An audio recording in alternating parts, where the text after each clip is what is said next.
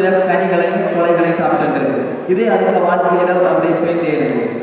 திடீர்னு ஒரு 3 நாள் தொடர்ந்து மழை நிற்கவே இல்லை. தொடர்ந்து மழை பெய்ததால நதியில தண்ணீர் பெய்யுது. தண்ணி அப்படி பெருக்கெடுத்து ஓடிட்டே இருக்கு. அப்போ 3 நாள் மழை கழித்து வெளியே இந்த மானும் குரங்கு வந்தப்போ அதற்கு அந்த நதியை தாண்டி அப்பப்போ போக முடியாது. உணவு உனக்கு நதியை தாண்டி போக முடியாது.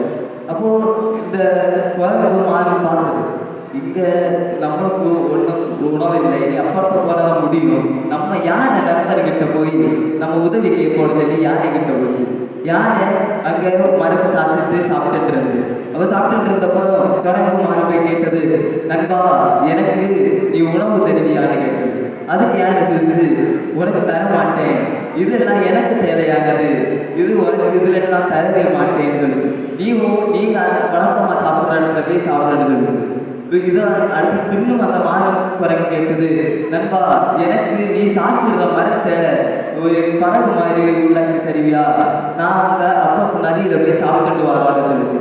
அதுக்கு இந்த யானை சொல்லிச்சு, நான் இதை ஒன்றும் தர மாட்டேன், நீங்க வேணுங்க எப்படியாவது போங்கன்னு சொல்லிச்சு. அடுத்து இந்த மிக சோகமாட்டு இந்த குரங்கும் மான் அப்படியே போய் அமர்ந்திருக்கு. பசியினாலையும் சோகத்தினாலையும் அப்படியே மயங்கி கிடந்தது. திடீர்னு ஒரு சத்தம், யானை கரையிற சத்தம். யானை கரைய சத்தத்தை கேட்டு மான் குரங்கும் ஓடி வருது. ஓடி யானைகிட்ட வந்தப்போ யானைக்கு காலில் ஒரு முள்ளு இருக்குது. இதை கண்ட குரங்கு ஓடி போய் அந்த முள்ளை எடுத்து கொடுத்த பிறகு இந்த மானும் குரங்கும் சேர்ந்து அது இல்லை இருந்த இடத்துக்கு திரும்பி சென்று. அப்போ இந்த யானைக்கு சோகம், என் நண்பர்கள் என்னிடம் உதவி கேட்டு வந்தாங்களே, நான் அவங்களுக்கு ஒரு உதவியும் செய்யலையே, இப்போ நான் கேட்காமலே எனக்கு இவங்க என்ன உதவி செய்யறாங்களே என்று மிக சோகம். உடனே அந்த மரங்களை எல்லாம் கெட்டி இந்த யானை நண்பர்களுக்கு கொடுத்து அப்பத்த நதியில போய் உணவு செய்யுது.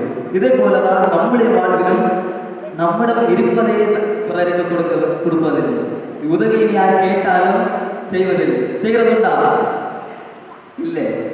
நாமும் நம்மளுடைய இருப்பதை பகிர்ந்து கொடுத்து பிறருக்கு கொடுத்து நம்முடைய வாழ்விலே சந்தோஷமாக வாழ்வோம். நம்மளுக்கும் அதற்கான பலன் கண்டிப்பாக கிடைக்கும். நன்றி.